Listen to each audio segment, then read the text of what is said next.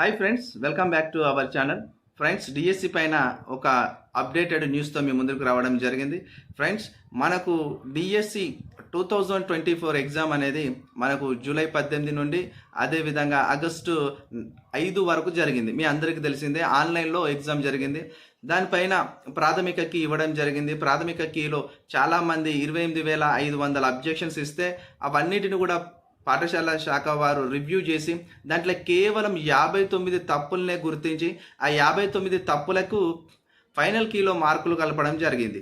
Final key release చేసిన తర్వాత మళ్ళీ అభ్యర్థులందరూ కూడా ఫైనల్ కీలో ఉన్న మిస్టేక్లు అన్నిటిని కూడా పాఠశాల విద్యాశాఖ దృష్టికి తీసుకెళ్తే మళ్ళీ పాఠశాల విద్యాశాఖ ఆ 58 క్వశ్చన్స్ ఏవైతే తప్పున్నాయో వాటిపైన మళ్ళా రివ్యూ కమిటీలను వేసుకోవడం జరిగింది. ఆ రివ్యూ కమిటీలు కూడా ఆ 59 క్వశ్చన్స్కి ఆన్సర్స్నే చూస్తున్నాయా, ఇంకా లేకపోయి ఉంటే ఇంకా టోటల్గా అన్ని పరీక్ష పేపర్లను అన్నిటిని కూడా రివ్యూ చేస్తున్నారా, ప్రశ్నలు ఏమైనా మిస్టేక్ ఉన్నాయా అని చెప్పేసి చాలామంది ఆలోచిస్తున్నారు అభ్యర్థులు. మీరు అనుకున్నట్లే ప్రతి క్వశ్చన్ పేపర్లోని ప్రతి అంశాన్ని క్షుణ్ణంగా పరిశీలించి మళ్ళీ కీని మళ్ళొకసారి ఇవ్వాలి అనే ఆలోచనలో పాఠశాల విద్యాశాఖ ఉన్నట్టు తెలుస్తుంది.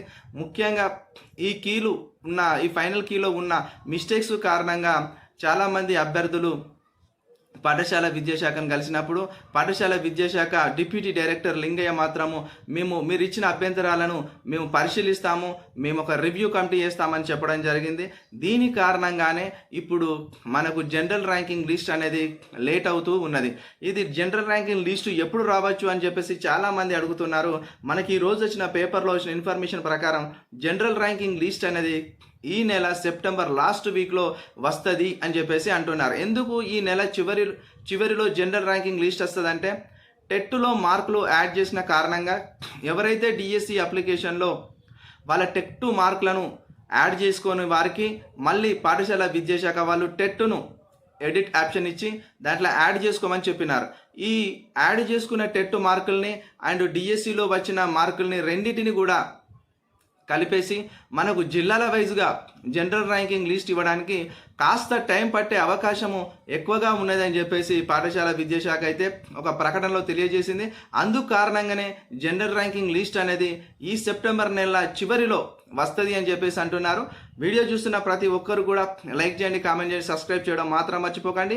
తొందరలోనే జనరల్ ర్యాంకింగ్ లిస్ట్ అయితే రాదు, ఈ నెల చివరి వారంలో ఖచ్చితంగా జనరల్ ర్యాంకింగ్ లిస్ట్ వస్తుంది అని చెప్పేసి చెప్తున్నారు. అంతవరకు అందరూ కూడా ఓపికతో సహనంతో ఎదురు చూడండి.